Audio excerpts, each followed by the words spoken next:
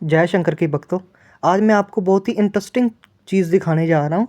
वैसे तो मैं हर रोज़ एस्ट्रोलॉजी मीम्स डालता हूँ, लेकिन कल सारी अपॉइंटमेंट्स पूरी करने के बाद एक लास्ट में मेरे पास एक क्लाइंट आया था और वो उसने बहुत रिक्वेस्ट की और मैंने उसकी कुंडली देखी।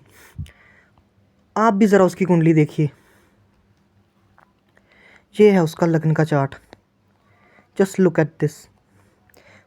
10th हाउस में 1 नंबर लिखा है। इसका लॉर्ड है मार्स, जो कि बैठ गया है प्रॉफिट के घर में 11th में, और इसका लॉर्ड है वीनस, जो कि बैठ गया है 10th हाउस में। ये परिवर्तन योग है, लग्जरी लाइफ के लिए भी और प्रॉफिट के लिए भी, और राजयोग ये बहुत ही स्ट्रॉन्ग बन रहा है। इट्स अ वेरी गुड योग। और मैंने आज तक कम से कम नहीं तो 7 से 8 हज़ार कुंडलियाँ देख ली होंगी। ये पहली कुंडली है जो मेरे पास ऐसी आई है। ये बहुत ही यूनिक कुंडली है। अगर आप इसे ध्यान से देखें, इनके लगभग सभी ग्रह 11th हाउस में बैठे हुए हैं, जो कि विश फुलफिलमेंट का घर भी माना जाता है। और मैंने काफ़ी कुछ देखा, जैसे कि सबसे पहले तो मेरे को लगा कि ये गवर्नमेंट जॉब के लिए है, अप्लाई करना चाहते हैं, क्योंकि गवर्नमेंट जॉब का भी योग बन रहा है। 10th हाउस में सन भी है, वो भी एक्सलेटेड। उसके बाद मैंने सोचा कि ये बिज़नेस करना चाहते हैं। बिज़नेस का लॉर्ड भी इनका 11th हाउस में बैठा हुआ है, वर्क का लॉर्ड भी इनका 11th हाउस में बैठा हुआ है।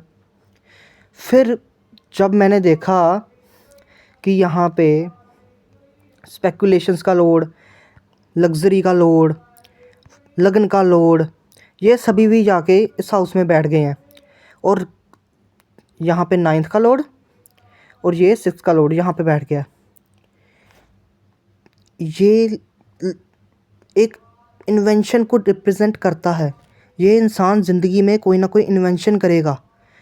ये इंसान किसी चीज़ को डिस्कवर करेगा। जैसे मार्क ज़करबर्ग ने किया, एलन मस्क ने किया, कुछ नया इन्वेंट किया, ये भी कुछ ना कुछ नया इन्वेंट करेगा। इसकी कुंडली से मुझे देखा कि इसकी कुंडली जब मैंने देखी ना, तो मुझे लगा कि ये इंसान कोई साधारण आदमी तो नहीं है।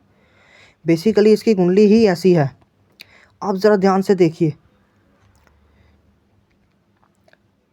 और जब मैंने इससे बात की, ये पर्सन इतना अच्छा इंसान, ये गॉड पे बहुत बिलीव करता था।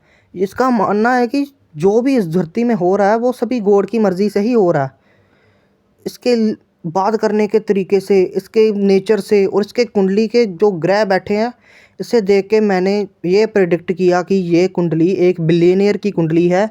ये बिलियनर बनेगा ये आदमी। ये अपनी ज़िंदगी में बिलियनर बन के ही रहेगा।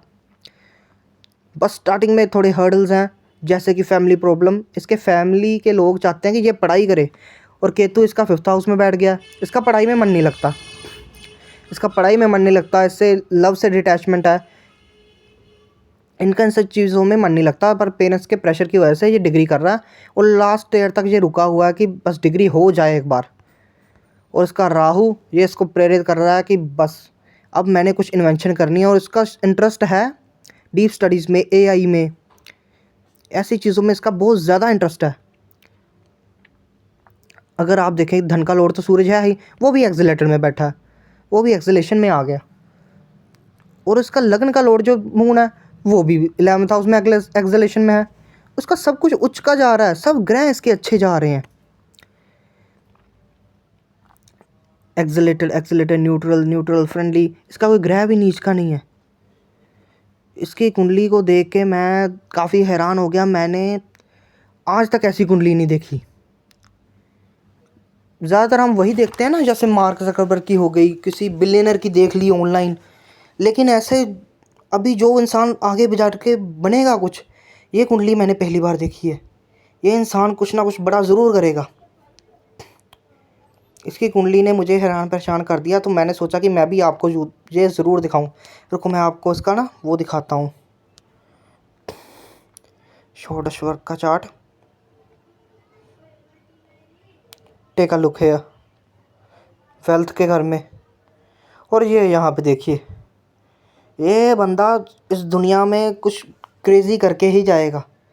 इसकी कुंडली बहुत ही अच्छी है। मैंने ऐसी कुंडली देखी ही नहीं, आज तक नहीं देखी मैंने। ये मेरे लिए सबसे मेरे लिए तो, और किसी ने देखी हो तो वो पता नहीं, पर मैंने ऐसी कुंडली आज तक नहीं देखी।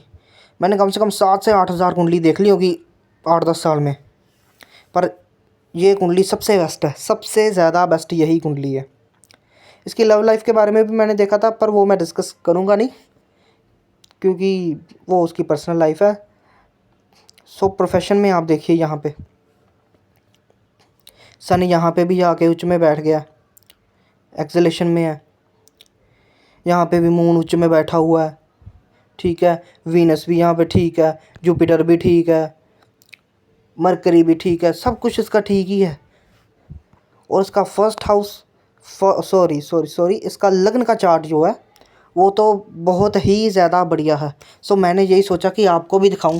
वैसे तो मैं रोज़ एस्ट्रोलॉजी की ही डालता था, मीम्स डालता रहता, तो कई लोग मुझे ये भी कहते थे कि अरे तुम तो चैट जीपीटी ग्रेजुएट हो, तुम्हें आता नहीं। तो मैं ये बता दूं कि मैं ऐसे भी देखता हूँ। अब मैं ना हाइलाइट्स भी डालूँगा, जिससे आपको पता चले कि मैं कंसल्टेंसी भी करता हूँ, उसके मैं हाइलाइट्स डालूँगा भी। हाँ जी भाई, मुझे आती है। कई लोग मुझे चैट जीपीटी ग्रेजुएट भी बोल देते हैं। बाकी आप देखो, अगर आपका भी ऐसी कुंडली बन रही है, कोई ऐसा योग बन रहा है, ऐसे जैसे परिवर्तन योग बन गया इन दोनों में, ये यहाँ पे वीनस और मार्स ने परिवर्तन योग किया, ऐसा कोई योग बन गया आपका, ये भी आप देखो, ये भी बहुत अच्छा राजयोग है। इट्स अ राजयोग, बहुत ही अच्छा ये राजयोग है।